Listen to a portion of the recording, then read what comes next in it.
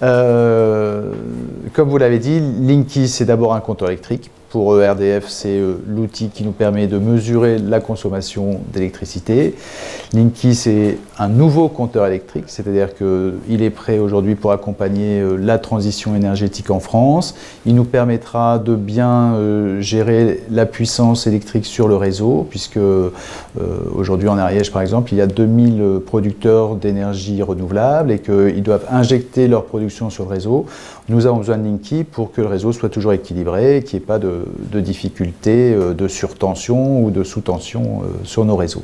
Sur les ondes, Linky utilise la technologie la plus soft qui existe. Enfin, voilà, nous utilisons le courant porteur en ligne.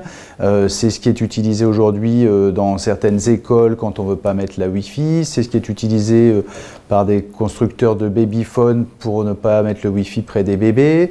Voilà, le CPL de Linky, c'est une goutte d'eau dans l'océan de votre environnement quotidien électromagnétique. C'est 1200 fois moins puissant que votre frigidaire, c'est 800 fois moins puissant que le grille-pain. Voilà, Linky, c'est voilà, vraiment une toute petite puissance, ça consomme 1 watt, donc vraiment, c'est quasiment rien. Il faut savoir que ce qu'on voit beaucoup sur Internet, les mesures qui sont montrées ne sont pas faites de manière correcte et scientifique. C'est comme si pour mesurer la température dans une pièce, vous posiez le thermomètre sur le radiateur. Voilà, enfin, et encore, il n'y a en tout cas pas d'onde radio avec Linky, hein, donc il y a un champ électromagnétique, mais comme pour tout appareil électrique dans la maison, voilà, et ça ne représente rien. À 20 cm, on ne peut même plus le mesurer. Et sur l'espionnage, on va être espionné dans notre quotidien, on va nous prendre toutes les données personnelles. Qu'est-ce que vous répondez à ça? Non plus. Linky a été élaboré avec le concours de la Commission nationale informatique et liberté, donc qui veille bien à ce que les données ne soient transmises à personne. Il est acté définitivement que les données appartiennent au client ou à l'usager, on peut utiliser les deux termes. Seul lui pourra dire à qui il souhaite les données, avec qui il souhaite les partager. Et par ailleurs, au niveau sécurité des données, nous sommes aussi bons aujourd'hui que le système bancaire ou que la défense nationale. On utilise les mêmes standards, donc voilà, c'est ce qu'il y a de mieux. Il n'y a pas de danger de ce point de vue-là.